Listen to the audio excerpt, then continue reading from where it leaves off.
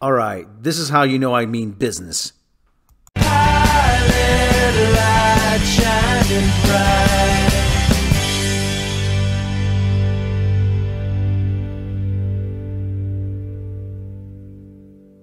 Sometimes you see something that makes you question why certain things exist in the first place, because they make no sense in the grand scheme of the universe, and no matter how hard you attempt to justify their reason for being, you just can't. Such is the case with Velma, the animated series from HBO Max. Loosely based on, and at times only tangentially so, the classic Hanna-Barbera 60s animated series Scooby-Doo Where Are You?, it follows the exploits of a young Velma Dinkley before she went on to solve mysteries with the rest of the gang on a full-time basis. Where the original series had fun with its premise, mixing in a bright, colorful, sometimes more than not goofy atmosphere, Velma is a dark, pessimistic, cynical, self-loathing mess that constantly insults not only the source material, but anyone at WB who may have even touched the series, and the audience in the process. You know what 420 is, right? Yeah. It's code for adults who still watch cartoons. The cast of characters, with the exception of Fred, and we'll get into why in a minute, has been race-swapped to become, quote-unquote, more diverse. However, the ability to see yourself on screen has done little if anything to improve the series. Velma is now a self-insert, and blatantly so, for co-creator Mindy Kaling, bringing all of her most annoying traits over in the process. The character is so much of a self-insert that you can be forgiven for calling her Mindy rather than the given character name throughout the duration of the series.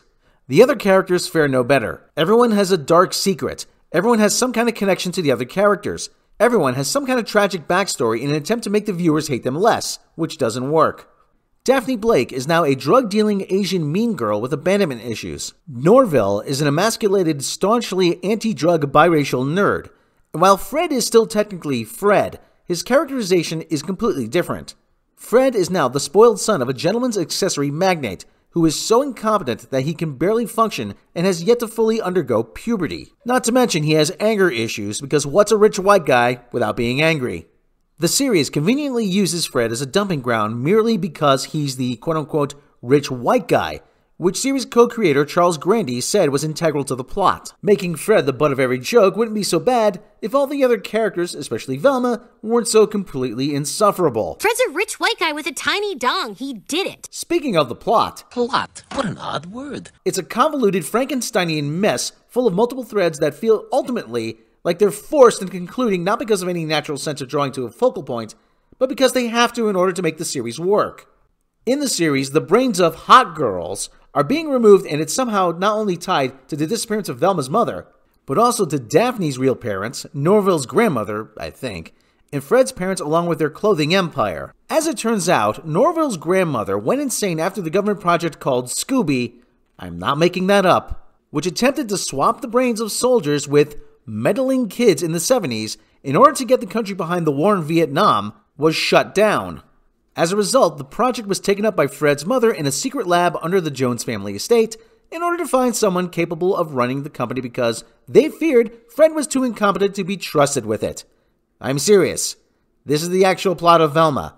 I am not making any of this up. Someone got paid money to write this.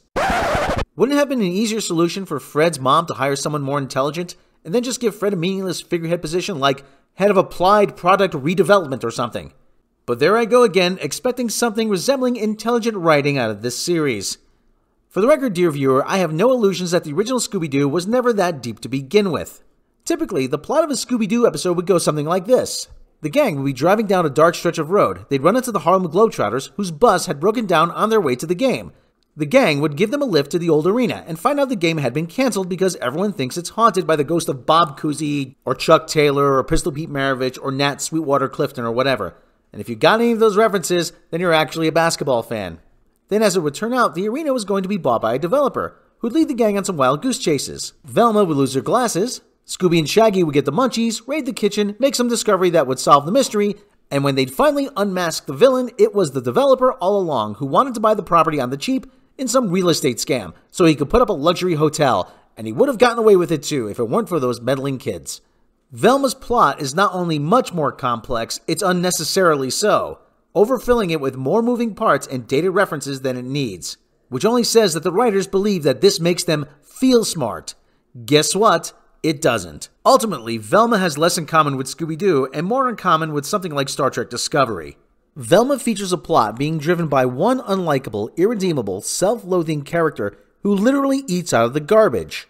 And much like Star Trek Discovery, the entire universe bends around her to prove that in the end, she was correct all this time, while attempting to tie every bit of lore, no matter how insignificant it may seem, to said character in an attempt to make her the linchpin of the entire universe. Sounds familiar? Details, no matter how mundane, are inexplicably linked to Velma. From the flower patterns on the Mystery Machine to the van itself, to Shaggy's sweater that he wore one time on an episode that I had to Google. Velma is not only a series that's built around a character that hates herself, it hates the source material and it hates its audience. There is nothing in Velma that is worthwhile, even from an entertainment for entertainment's sake aspect. It is contemptible, it is cynical, it is insufferable, it is irredeemable. Yet with everything that's wrong with Velma, you still have to ask yourself one question. No, not who is this for, that's already been settled. It's for one person, and that person is Mindy Kaling, as the series is an attempt to retroactively correct her experiences in high school. The question you have to ask is, how did this happen? Which leads you to the next question of why this was allowed to happen. I can only speculate, however, from viewing the entire series, it appears that this may have been pitched as some sort of vehicle showcasing a young Mindy Kaling in high school that was rejected, which later was reworked having elements from Scooby-Doo plugged into it, as it now barely resembles anything to do with the source material. Is it because clearly I'm an incel man-baby or a racist or a sexist? Or is it that I know enough that I can clearly see one miserable bitch bitching to hear herself bitch? Velma serves not only as some sort of misguided vanity project for Mindy Kaling, it's a soundboard for every bit of grievance that Kaling and the writers wanted to air about the current state of entertainment, pop culture, politics, and the internet. So much so, she even tries to work out her daddy and abandonment issues. In this way, Velma falls into the same trap that Star Trek Discovery and other series fall into, which is they serve as a de facto therapy session for the writers.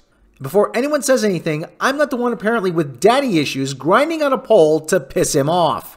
I didn't sign up for this series to hear how Mindy Kaling would reinvent her high school years, only this time doing it cosplaying as Velma from the Scooby-Doo gang. Velma may have one inadvertent distinction. It has somehow surpassed She-Hulk as one of the worst series in the streaming era. If there's one image to perfectly sum up and encapsulate Velma, it would be this one. Velma, lacking any self-awareness, covered in blood, twerking over the smashed and impaled corpse of Fred's mother, with Daphne and Fred looking on in horror, while Norville is physically sickened by the whole scene. Velma gets 0 Chewbacca's and gets 1 Jar Jar. That's it for now. See you next time.